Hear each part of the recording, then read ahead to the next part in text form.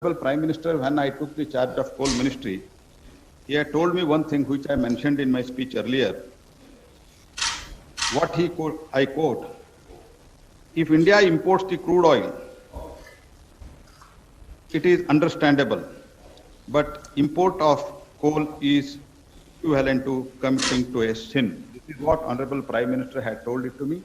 Taking that as a mantra, we have moved ahead, and now we are today in a historic day. Today is the historic day, and we will launch without any preconditions. We will launch coal mining of commercial auction.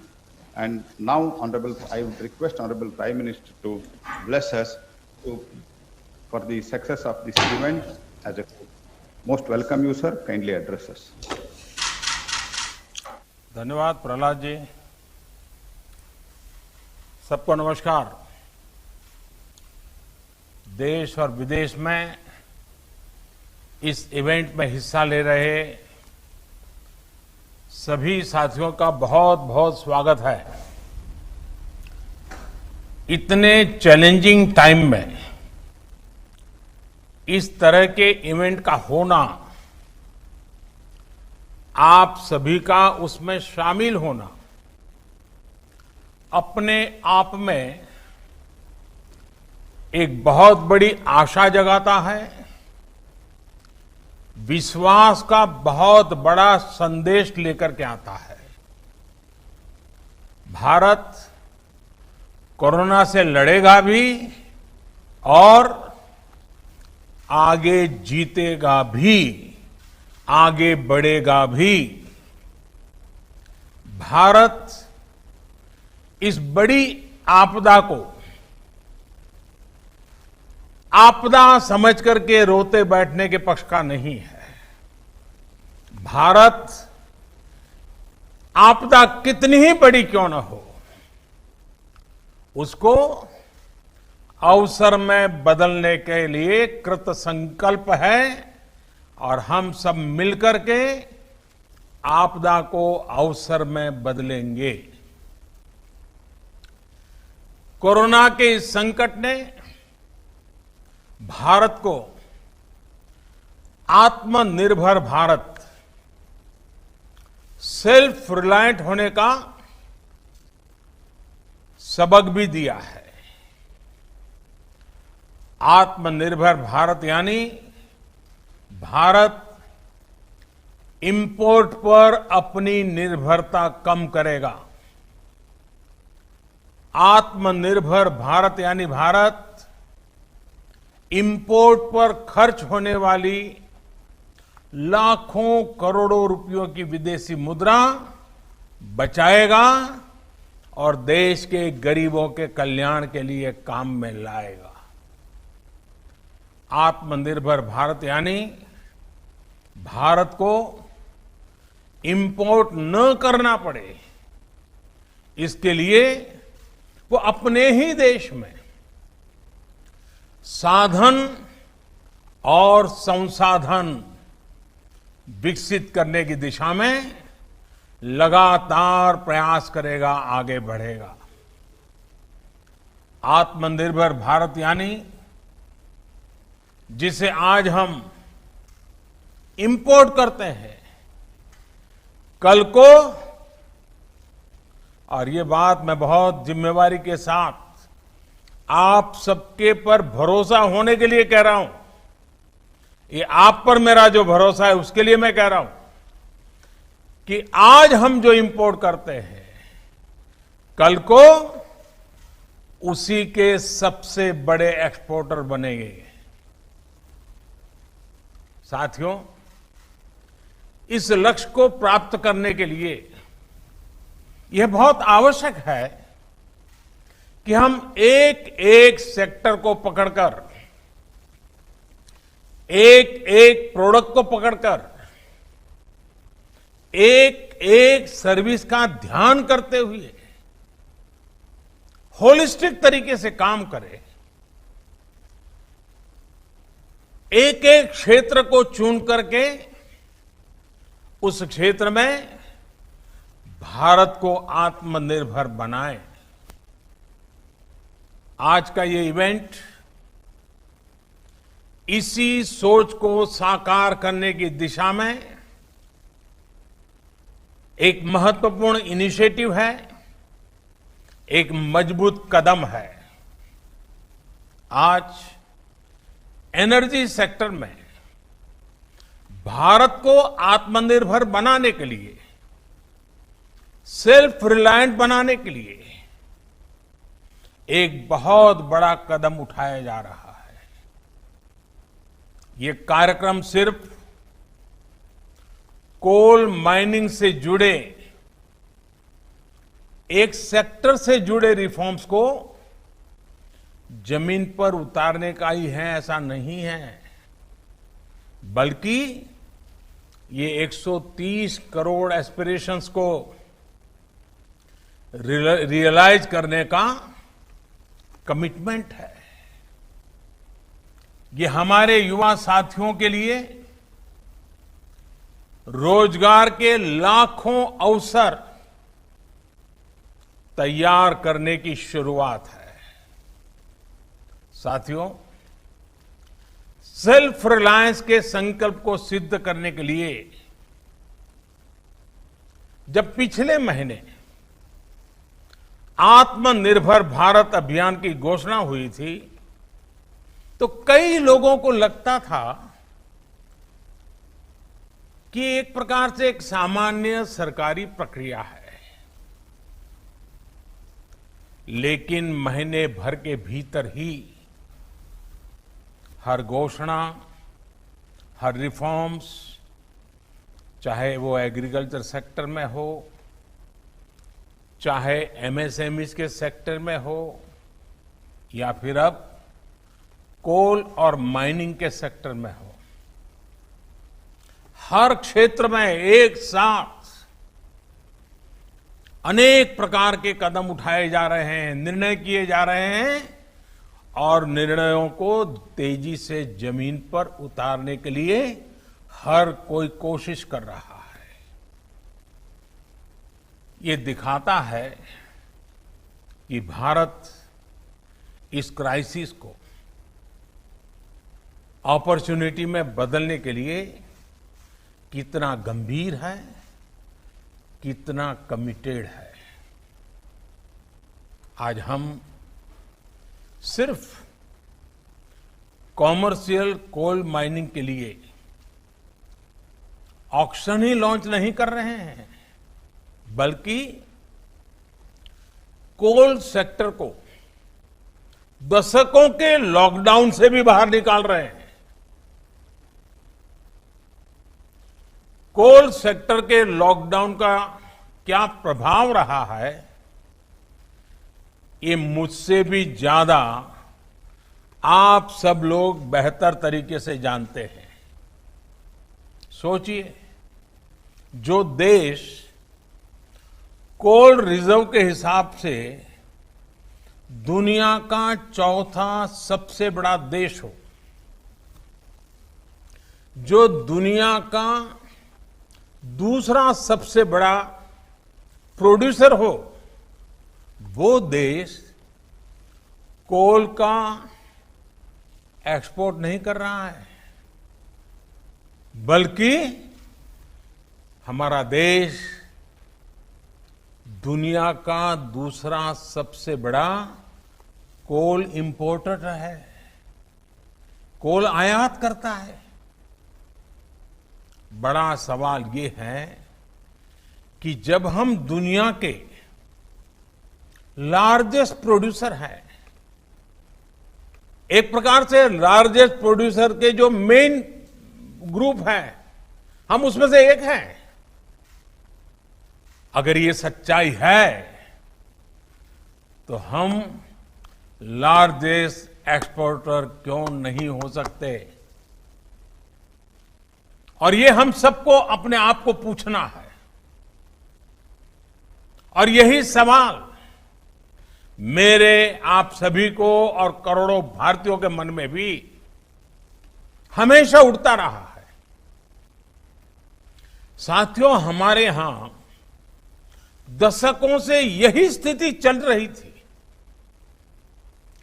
देश के coal sector को captive और non captive के जाल में उलझा कर रखा गया था। इसको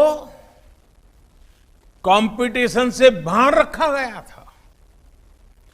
ट्रांसपेरेंसी की एक बहुत बड़ी समस्या बार बार सामने आई है। ईमानदारी से ऑक्शन को छोड़िए, कोयला खदानों के अलॉटमेंट में बड़े बड़े घोटालों की चर्चा हर किसी ने सुनी है, हर समय हुई है, हर कोने में हुई है। इस वजह से देश के कोल सेक्टर में इन्वेस्टमेंट भी कम होता था और उसकी एफिशिएंसी भी हमेशा सवालों के घेरे में रहती थी। कोयला निकलता किसी राज्य में था, जाता सैकड़ों किलोमीटर दूर किसी अन्य राज्य के पावर प्लांट के लिए होता था, जबकि वे राज्य के पावर प्लांट्स कोयले का इंतजार करे रह जाते थे। यानी काफी कुछ मिसमैनेज था, अस्त व्यस्त था। साथियों, साल 2014 के बाद इस स्थिति को बदलने के लिए एक के बाद एक कई कदम उठाए गए। जिस कोल लिंकेज की बात कोई सोच नहीं सकता था, वो हमने करके दिखाया। ऐसे कदमों के कारण कोल सेक्टर को मजबूती भी मिली। आज बड़े बड़े रिफॉर्म्स को एब्सॉर्ब करने की ताकत उसके अंदर आ रही है। अभी हाल में हमने वो रिफॉर्म्स किए जिसकी चर्चा दशकों से चल रही थी, आप लोग भी कर रहे थे, जो अपने आप को एक्सपर्ट कमेंटेटर मानते हैं, वे भी कर रहे थे। अब भारत ने कोल और माइनिंग के सेक्टर में कंपटीशन के लिए, कैपिटल के लिए, पार्टिसिपेशन और टेक्नोलॉजी के लिए पूरी तरह से खोलने का बहुत बड़ा फैसला लिया है। इसका भी ध्यान रखा गया है कि जो नए प्लेयर्स, प्राइवेट प्लेयर्स माइनिंग के क्षेत्र में आए, उन्हें फाइनेंस के कारण कोई दिक्कत ना हो, उसका भी ध्यान रखा गया है ताकि नए लोगों को प्रोत्साहन मिले। साथियों, एक मजबूत माइनिंग और मिनरल सेक्टर के बिना सेल्फ रिलायंस संभव नहीं है, क्योंकि मिनरल्स और माइनिंग हमारी इकोनॉमी के इंपॉर्टेंट पिलर्स हैं। अब रिफॉर्म्स के बाद अब कोल प्रोडक्शन, पूरा कोल सेक्टर भी एक प्रकार से आत्मनिर्भर हो पाएगा। अब कोयले के लिए बाजार खुल गया है। जिस सेक्टर को जब जितनी जरूरत होगी वो खरीदेगा। साथियों, जो रिफॉर्म्स के लिए और जो रिफॉर्म्स हमने किए गए हैं, उसका लाभ सिर्फ कोल सेक्टर को ही नहीं, दूसरे अन्य सेक्टरों पर भी पड़ेगा। जब हम कोल प्रोडक्शन बढ़ाते हैं तो पावर जनरेशन बढ़ने के साथ ही स्टील, एल्यूमिनियम, फर्टिलाइजर, सीमेंट जैसे तमाम दूसरे सेक्टर्स में प्रोडक्शन और प्रोसेसिंग पर भी सकारात्मक पॉजिटिव इंपैक्ट होता है। सौभाग्य से हमारे यहां कोल, आयरन, बॉक्साइट ऐसे कई मिनरल्स के रिजर्व्स एक दूसरे के बहुत नजदीक होते हैं, बहुत आसपास ही होते हैं। एक प्रकार से परमात्मा ने ही जैसे क्लस्टर बना करके रखा हुआ है हमारे लिए। ऐसे में हाल में ही मिनरल्स को लेकर जो रिफॉर्म्स किए गए थे वो कोल माइनिंग रिफॉर्म्स के साथ जुड़ जाने से ये बाकी सेक्टर भी बहुत मजबूत हो गए हैं। साथियों, कॉमर्शियल कोल माइनिंग के लिए आज जो ऑक्शन की शुरुआत हो रही है वो हर स्टेक होल्डर्स के लिए विन विन सिचुएशन है।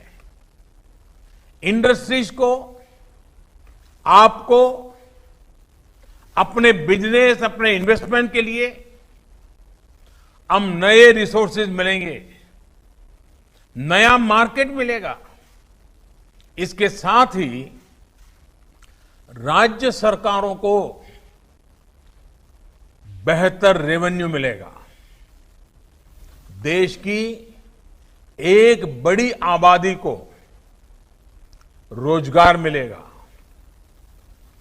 एक प्रकार से गरीबों की सेवा का काम कोयले से भी हो सकता है, इसका विश्वास पैदा होगा। यानी हर सेक्टर पर एक पॉजिटिव असर देखने को मिलेगा। और मैं जो फील कर रहा हूं, इसके कारण हमारे देश के गरीब इलाकों के और गरीब लोगों के सबसे ज्यादा आशीर्वाद हम सबको मिलने वाले हैं। साथियों, कोल रिफॉर्म्स करते समय इस बात का भी ध्यान रखा गया है कि एनवायरनमेंट की रक्षा का भारत का कमिटमेंट कहीं से भी कमजोर न पड़े। कोल से गैस बनाने के लिए अब बेहतर और आधुनिक टेक्नोलॉजी का हम प्रयोग करना चाहेंगे और टेक्नोलॉजी आ पाएगी। कोल गैसिफिकेशन जैसे कदमों से एनवायरनमेंट की भी रक्षा होगी। कोयले से बनने वाली गैस का उपयोग ट्रांसपोर्ट और कुकिंग के लिए हो पाएगा। यूरिया और स्टील मैन्युफैक्चरिंग से जुड़े उद्योगों को प्रमोट करेगा।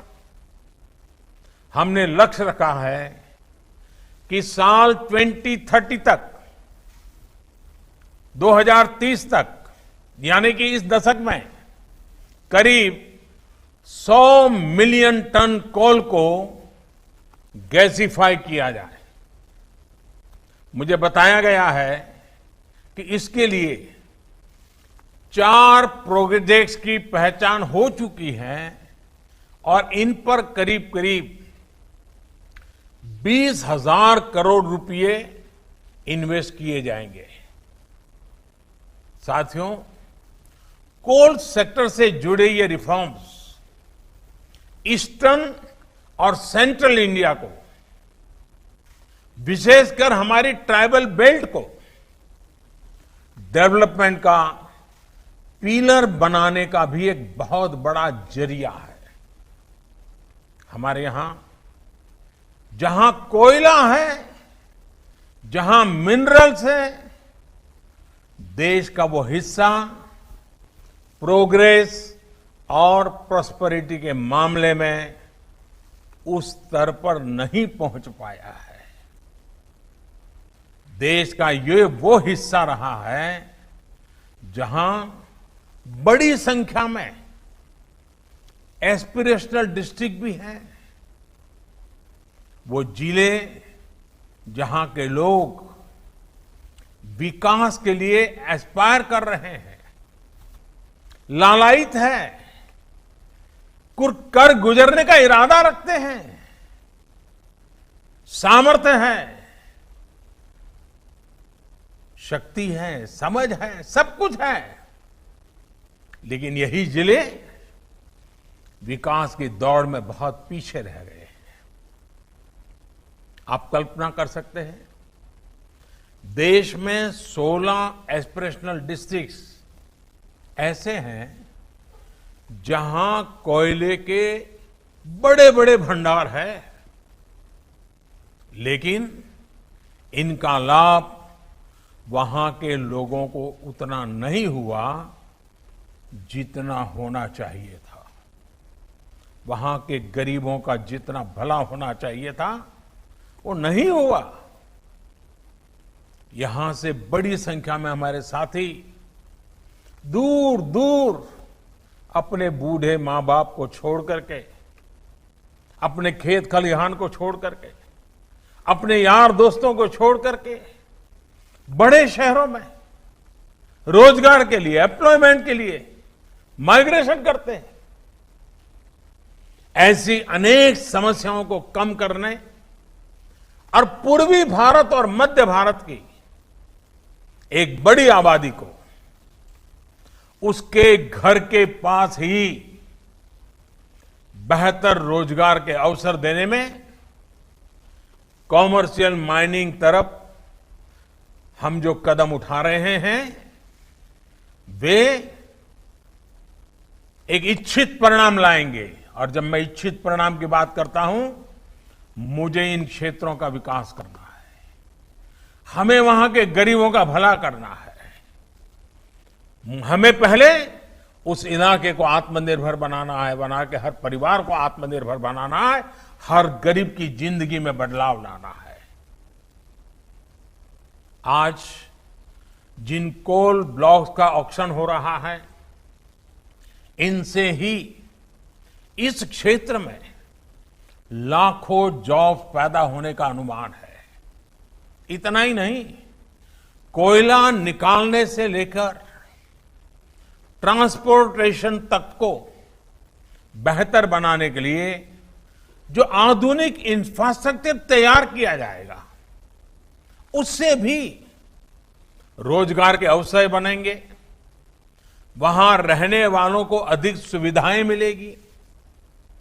अभी हाल ही में सरकार ने इस तरह के इंफ्रास्ट्रक्चर पर 50,000 करोड़ रुपए खर्च करने का निर्णय किया है। साथियों, कोल सेक्टर में हो रहे रिफॉर्म, इस सेक्टर में हो रहा निवेश लोगों के जीवन को, विशेषकर हमारे गरीब और आदिवासी भाई बहनों के जीवन को आसान बनाने में बहुत बड़ी भूमिका निभाएगा। कोल प्रोडक्शन में, अनकोल प्रोडक्शन से राज्यों को एक्स्ट्रा रेवेन्यू मिलेगा, उसका इस्तेमाल वहां की जन कल्याण योजनाओं में होगा, उस राज्य के विकास में होगा। इसके साथ ही राज्यों को डिस्ट्रिक्ट मिनरल फंड, उससे भी बहुत मदद मिलने वाली है और ये मदद जारी रहेगी।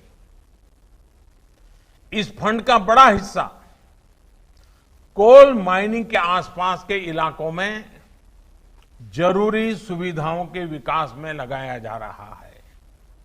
वहां के लोगों की जिंदगी, ईज ऑफ लिविंग, उनको जीने के लिए जूझना न पड़े, उन्हें सरकारों के साथ जद्दोजहद न करना पड़े, वो आत्मसम्मान से जिए, वो आत्मनिर्भर होकर के जिए। यानी जहां संपदा है वहां रहने वालों में संपन्नता भी हो, इस लक्ष्य को लेकर हम आगे बढ़ रहे हैं। आज उठाए जा रहे ये कदम इस लक्ष्य को हासिल करने में बहुत मददगार सिद्ध होंगे। साथियों, ये ऑक्शन ऐसे समय में हो रहा है जब भारत में बिजनेस एक्टिविटी तेजी से नॉर्मल हो रही है। कंजम्पशन और डिमांड बड़ी तेजी से प्री कोविड लेवल की तरफ आगे बढ़ रहे हैं। ऐसे में इस नई शुरुआत के लिए इससे बेहतर समय हो ही नहीं सकता। पावर जनरेशन हो, कंजम्पशन हो, पेट्रोलियम प्रोडक्ट्स की डिमांड हो, इनमें मई के आखिरी और जून के पहले हफ्ते में तेजी से बढ़ोतरी हुई है। इसी तरह अप्रैल की तुलना में ई वे बिल्स उसमें करीब 200% का बड़ा उछाल देखने को मिला है, 200%। जून में टोल कलेक्शन भी फरवरी के कलेक्शन का 70% तक पहुंच चुका है। मई के महीने में रेलवे फ्रेट टैरिफ उसमें भी अप्रैल की तुलना में 26% की इंप्रूवमेंट दर्ज की गई है।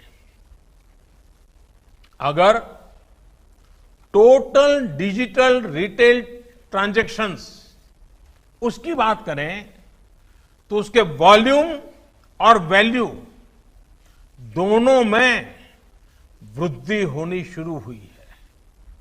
साथियों, रूरल इकोनॉमी भी अपनी स्पीड पकड़ना शुरू कर रही है।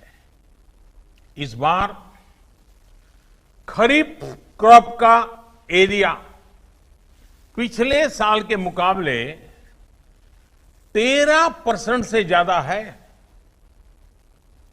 इस वर्ष गेहूं का प्रोडक्शन और प्रोक्योरमेंट दोनों बढ़ा है। पिछले साल के मुकाबले अभी तक गेहूं का 11% से ज्यादा प्रोक्योरमेंट किया जा चुका है। मतलब ये कि किसानों की जेब में भी इस बार ज्यादा पैसा पहुंचा है। ये जितने भी इंडिकेटर्स हैं, मैंने बहुत ज्यादा समय लिया नहीं, कुछ कम गिनाए हैं। ये जितने भी इंडिकेटर्स हैं वो दिखा रहे हैं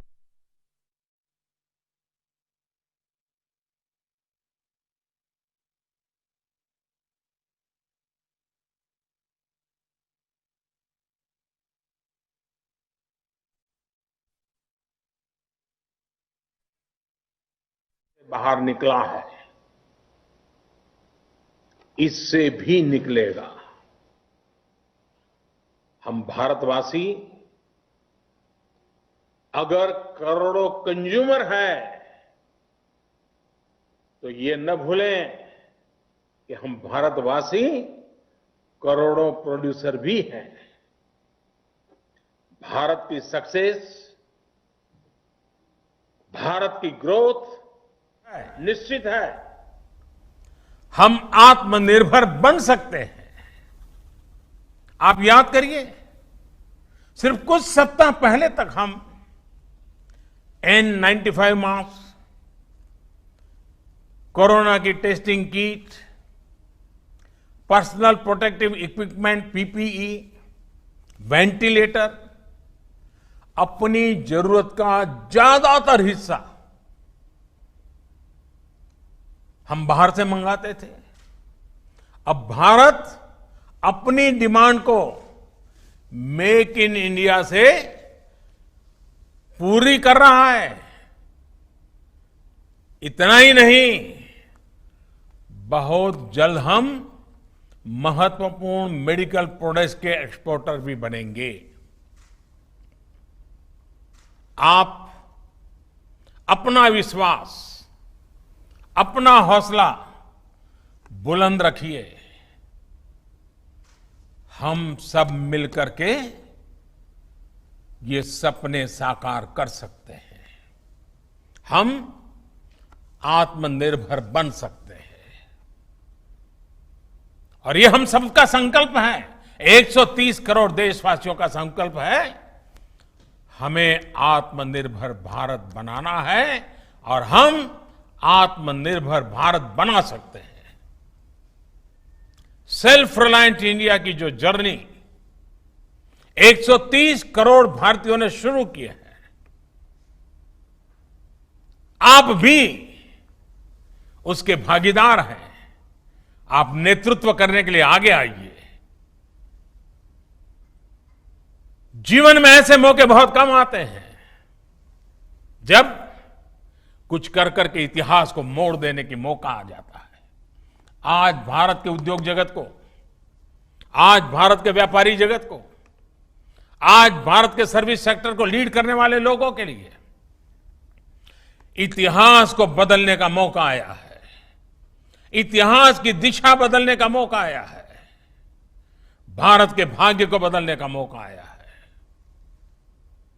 हमें इस मौके को जाने नहीं देना है। हमें इस अवसर को छोड़ना नहीं है।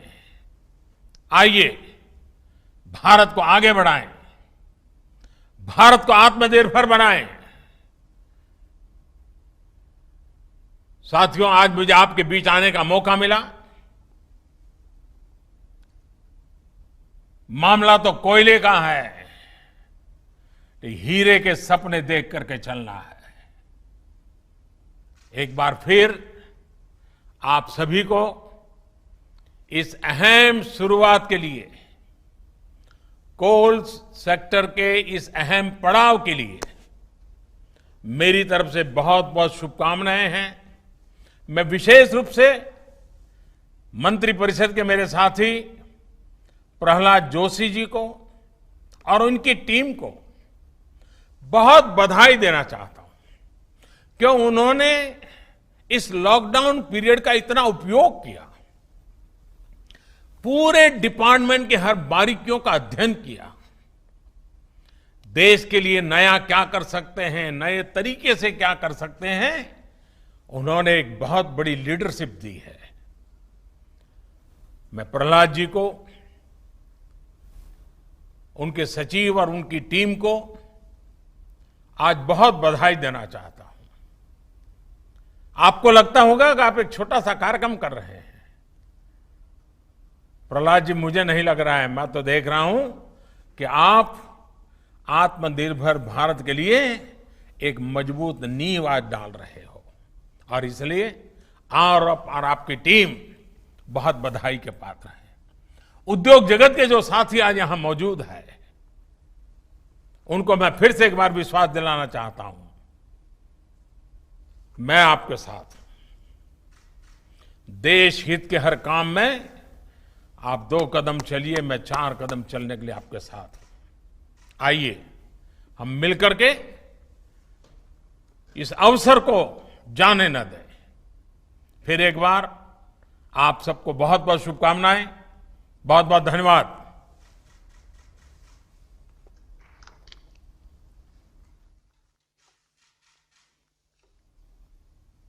बहुत बहुत धन्यवाद सर आपको। आपने हमारा, you have inspired us and इसके कारण हमको पूरा विश्वास है कि ये कमर्शियल कोल माइनिंग और आगे भी हम कुछ इसमें बहुत तेजी से बदलाव और भी जारी कर रहे हैं और इसमें बहुत बड़ा इन्वेस्टमेंट भी हम करवा रहे हैं आपके लिए। आज इसके लिए भी मैं आपका आशीर्वाद चाहते हुए आपको बहुत बहुत धन्यवाद सर। थैंक यू भैया। A1 टाउनशिप की एक और नई पेशकश। जहांगीर पीर दरगाह से 2 किलोमीटर पहले मल्टीनेशनल कंपनीज के करीब जो कि बिल्कुल बिल्कुल बिल्कुल आबादी से लगा हुआ, बेंगलोर हाईवे से सिर्फ 5.5 किलोमीटर, बीटी रोड से लगा हुआ, तमाम डेवलपमेंट के साथ 5,50,000 में 100 गज का प्लॉट। A1 टाउनशिप में आपका ये छोटा सा इन्वेस्टमेंट आपका और आपके बच्चों का मुस्तकबिल बदल सकता है। आज ही तशरीफ लाएं और A1 टाउनशिप के इस प्रोजेक्ट से फायदा उठाएं। Office at pillar number 235 opposite fisheries department, Rajendra Nagar, Hyderabad. क्या आपने कभी गाड़ी में ट्रक का टायर लगा देखा है? या बस में रक्षे का? जब तक परफेक्ट मैच ना होगा गाड़ी नहीं चलेगी। जिंदगी की गाड़ी भी कुछ इसी तरह है, जब तक परफेक्ट मैच ना मिलेगा गाड़ी नहीं चलेगी। nayabrishte.com वाहिद मैट्रिमोनियल वेबसाइट, जहां लाखों रिश्ते परफेक्ट मैच के मुंतजिर। nayabrishte.com पे आए और अपना परफेक्ट मैच पाएं, जैसे मिला मुझको। nayabrishte.com मिलाए दिल के रिश्ते।